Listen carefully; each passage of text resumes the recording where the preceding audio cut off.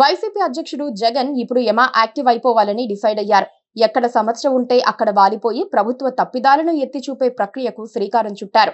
అవి వ్యక్తిగత సమస్యలైనా సామాజిక సమస్యలైనా తన నెత్తినెత్తుకొని ప్రభుత్వంపై ఒత్తిడి ద్వారా వాటి పరిష్కారానికి ఆయన తన వంతు కర్తవ్యాన్ని నిర్వర్తిస్తున్నారు. సాయికృష్ణ కేసు, రావణ్ వ్యవహారం వ్యక్తిగత సమస్యలుగా పరిగణించినా కూడా ఇప్పుడు ఉభయ గోదావరి జిల్లాల కామన్ సమస్య అయిన ఆక్వా వ్యవహారాన్ని పరిష్కరించాలని జగన్ కంకణం కట్టుకున్నారు. ఆక్వా రైతుల ప్రతినిధి వర్గం తనను కలిసినప్పుడు జగన్ మే హూనా మీ తరపున పోరాడుతా కదా అని హామీ ఇచ్చారు. క్షేత్రస్థాయిలో పరిస్థితులను పరిశీలించేందుకు జూలై 15న జగన్ రెడ్డి భీమవరం పట్టణానికి వెళ్తున్నారు.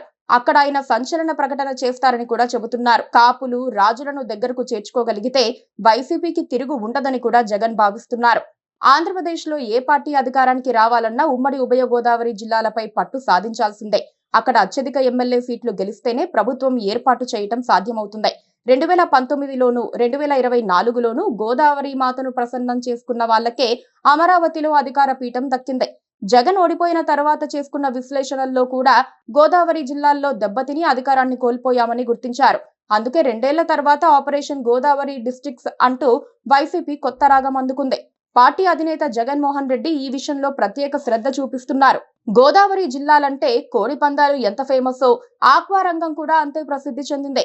ఆక్వాతోనే గోదావరి ఆర్థిక పరిపుష్టి ఉంటుందని చెప్పుకుంటారు. అలాంటి ఆక్వా రంగం ఇప్పుడు కుదేలయ్యే పరిస్థితి రావటంతో జగన్ రెడ్డి రంగప్రవేశం చేసి ప్రభుత్వంపై పోరాడేందుకు సిద్ధమవుతున్నారు. వారి సమస్యలను ప్రభుత్వం పరిష్కరించలేకపోతే తాను స్వయంగా ఉద్యమించి హక్కుల సాధనకు ప్రయత్నిస్తానని జగన్ రెడ్డి హామీ ఇస్తున్నారు. ప్రభుత్వంలో నేరుకు నేరు తలపడేందుకు గోదావరి జిల్లాలను వేదికగా మార్చుకుంటున్నారు. ఆక్వా ఎగుమతులకు కలుగుతున్న అవరోధాలు, ఆక్వా ఫీడ్ రేట్లు లాంటి అంశాలు ఆ రంగాన్ని వేధిస్తున్నాయి. వాటిపై కూటమి ప్రభుత్వానికి చిత్తశుద్ధి లేదని జగన్ ఆరోపిస్తున్నారు. ఆక్వా ఫీడ్ సరఫరా చేసే సంస్థలు కిలోకు 10 రూపాయలు రేటు పెంచినప్పుడు ప్రభుత్వం వారిపై గట్టిగా ఒత్తిడి తీసుకురాలేదన్నది జగన్ ప్రధాన ఆరోపణ. తాము చర్చలు జరిపి కిలోకు 4 రూపాయలు తగ్గించామని కూటమి నేతలు చెప్పుకుంటూ ఉంటే కేవలం 2 రూపాయలే తగ్గిందని ప్రభుత్వం గుర్తు చేస్తోంది. ఆక్వాకు విద్యుత్ సబ్సిడీ అందించడంలోనూ ప్రభుత్వం విఫలమైందని కూడా వైసీపీ ఆరోపిస్తోంది. ఆక్వా రంగానికి ఒక సబ్సిడీ విద్యుత్ కనెక్షన్ కూడా ఇవ్వలేదని వైసీపీ వర్గాలు గుర్తు చేస్తున్నాయి.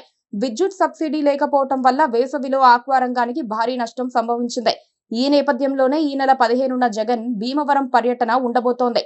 ఆక్వా రైతుల కోసం వైసీపీ ఇప్పుడేం చేయబోతోందో జగన్ ప్రకటిస్తారని పార్టీ వర్గాలు అంటున్నాయి.